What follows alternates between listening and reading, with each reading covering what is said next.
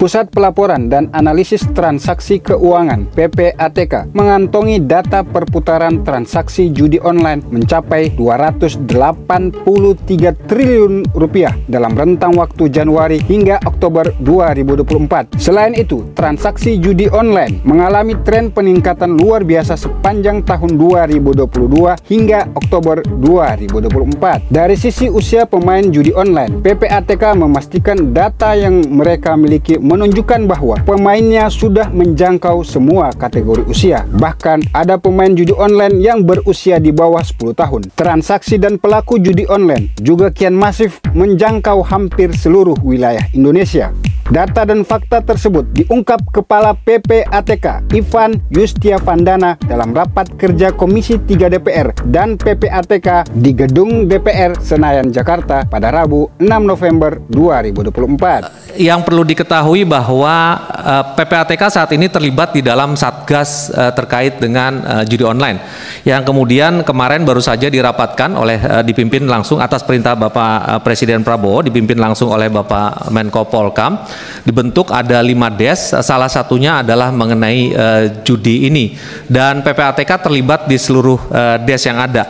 Jadi apabila kita melihat perkembangan judi online saat ini memang terlihat kecenderungan naik dibandingkan dengan periode sebelumnya. Ini kalau kita bicara tahun 2023. Next slide.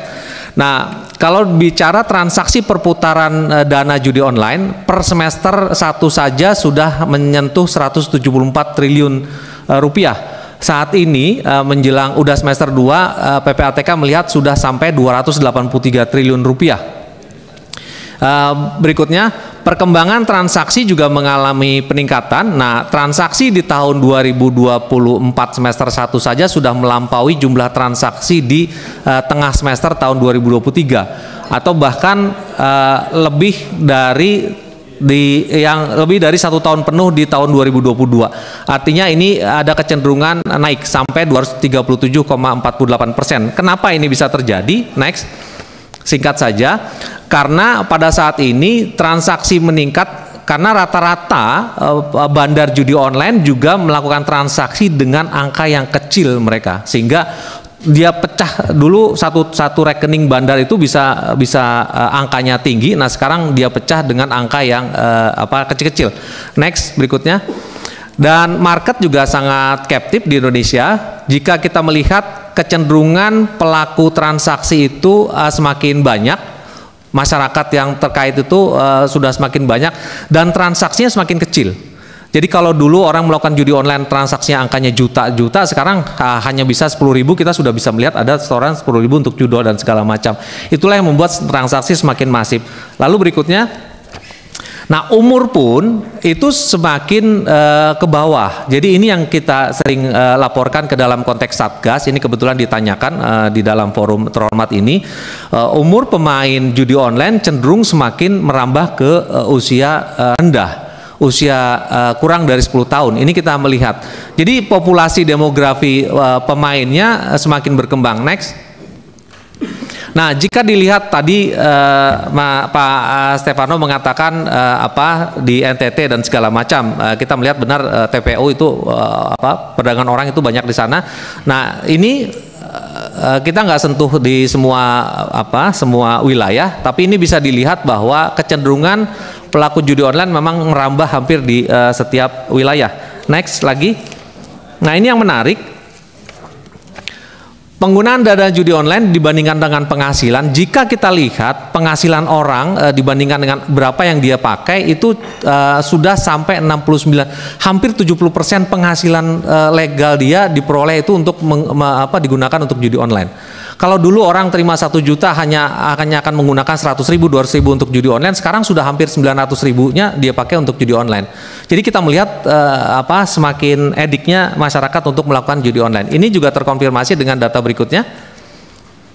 Nah, jumlah yang terbesar para pelaku judi online di kita itu adalah masyarakat yang berpenghasilan yang melakukan deposit yang kecil, yang bawah. Jadi depositnya cenderung deposit yang 100.000 sampai 1 juta. Next. Nah, ini adalah seluruh wilayah. Ini adalah seluruh wilayah terkait dengan judi online. Next lagi 2 kali. Nah, Bapak-bapak dan Ibu-ibu, ini sekaligus menjawab bagaimana peran PPATK dalam konteks judi online ini. PPATK terlibat di dalam beberapa satgas judi online. Nah, jika satgas ini tidak ada, berdasarkan data yang PPATK punya, potret tadi, berdasarkan kalkulasi yang PPATK gunakan, jika satgas ini tidak ada, transaksi judi online sampai tahun 2024 saja sudah akan menyentuh angka hampir 1.000 triliun jika satgas tidak bekerja. Next. Nah, dengan pola intervensi yang ada sekarang, diprediksi sekarang sudah menyentuh 283, diprediksi sampai akhir tahun transaksi terkait dengan judi online itu menyentuh sedikit di atas 400 triliun jika satgas bekerja seperti saat ini. Next lagi. Nah, ini hanya ingin menggambarkan apa yang sudah dilakukan oleh PPATK. Nah, jika kita terus berhasil menekan lebih serius lagi, bandar kemudian beberapa bandar kemudian bisa dilakukan penegakan hukum, itu bisa ditekan sampai angka 202 triliun. Ini yang sudah kita lakukan dan diharapkan akan terus dicapai pada periode berikutnya. Alhamdulillah tadi disampaikan bahwa akan ada panja juga, salah satunya mungkin terkait dengan apa yang sudah PPATK kerjakan selama ini. Next, terakhir terkait dengan judi online, inilah pembandingnya. Bapak-bapak dan ibu-ibu bisa melihat bahwa jika tidak ada satgas, PPATK dan beberapa instansi tidak melakukan kolaborasi, perkembangan judi online itu akan menyentuh lebih dari 300% dibandingkan dengan tahun lalu. Tapi jika Satgas berhasil bekerja dengan baik, paling tidak perkembangan itu bisa dihambat sampai 404 triliun. Dan kita berharap bahwa hingga akhir tahun 2000 saja itu sampai 2024 saja bisa tekan sampai 202 triliun. Tapi tampaknya ini sudah terlampaui karena PPATK sekarang sudah melihat lebih dari itu.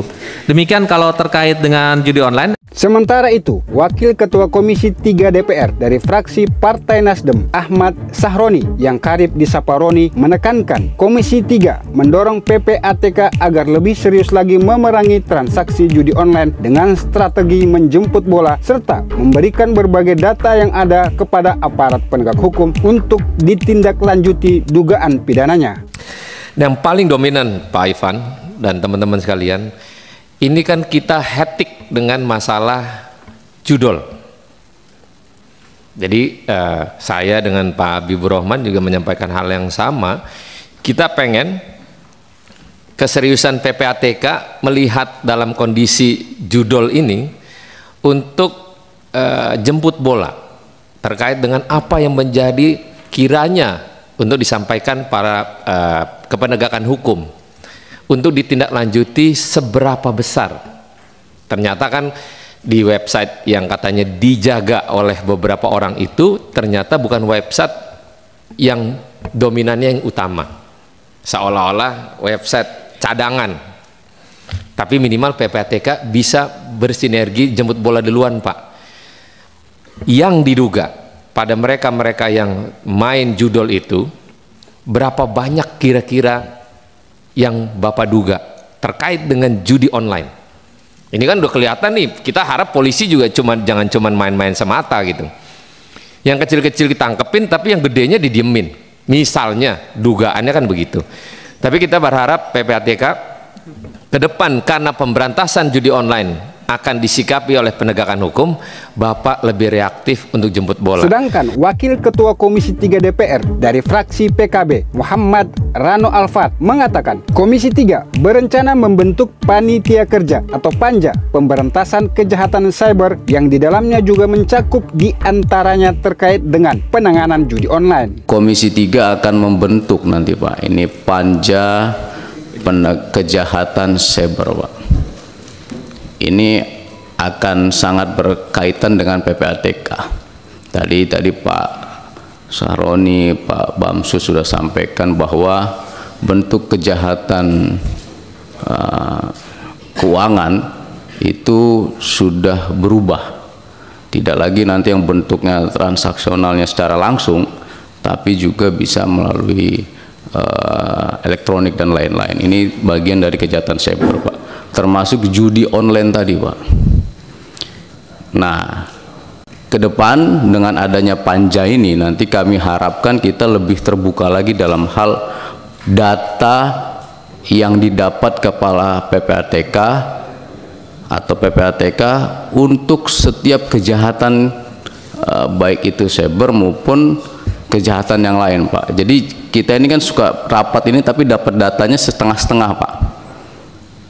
Jadi kami meminta nanti misalnya narkoba, karena tadi sudah nyampaikan berapa besarnya narkoba, perkara judi online dan lain-lain, datanya nanti dibuka aja, Pak, saat kita rapat lagi ke depan. Kalau diperlukan dibikin tertutup, kita bikin tertutup. Agar kita tahu, Bapak sudah memblokir si A sekian triliun, Bapak sudah memblokir si B terhadap perkara yang diduga atas tindak kejahatan dan lain-lain. Nanti kalau nanti perkara yang Bapak sampaikan atau hasil temuan yang Bapak sampaikan tidak ditindaklanjuti tadi seperti kawan-kawan katakan ke penegak hukum, maka kami sebagai mitranya akan ikut masuk ke intervensi ke situ. Nah, saya harapkan nanti sebelum Bapak takutnya nanti Bapak keburu sampaikan lagi di publik, nah kita diskusikan dulu. Makanya kita bentuk panja itu nanti. Nah, panja nanti kita ada 4 panja yang insya Allah nanti akan kita bentuk. Satu panja penegakan hukum terkait sumber daya alam, ini akan terkait juga PPATK nanti di situ. Panja narkoba, nanti panja tadi kejahatan cyber, yang terakhir nanti panja mafia tanah.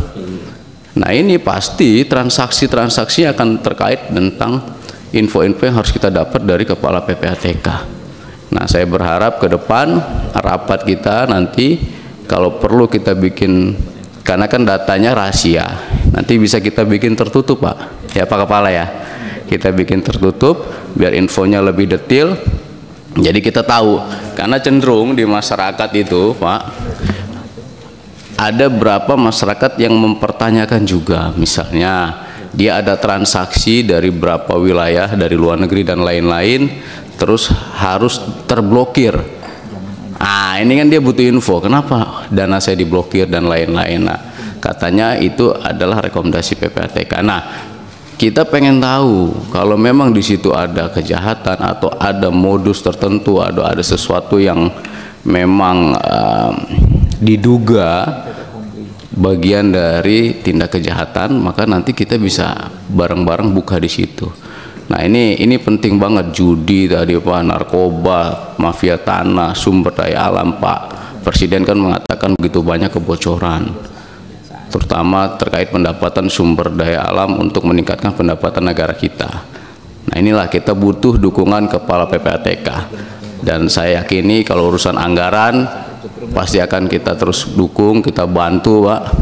Dan saya sudah 5 tahun berhubungan dengan Bapak, kenal lah luar biasanya Bapak dan seluruh kawan-kawan. Tapi ke depan kita akan bikin rapat ini lebih detail lagi nanti dengan panja, agar data yang kita dapat lebih konkret, lebih maksimal. Kalau ini kan saya baca di sini kan hanya sekilas saja. Demikian laporan tim Tera Sabirlah Luhu dari Jakarta. Share, like, dan komen video ini. Ingat juga, subscribe dan like kanal YouTube Tera Sabirlah Luhu serta nyalakan loncengnya untuk mendapatkan berita-berita selanjutnya.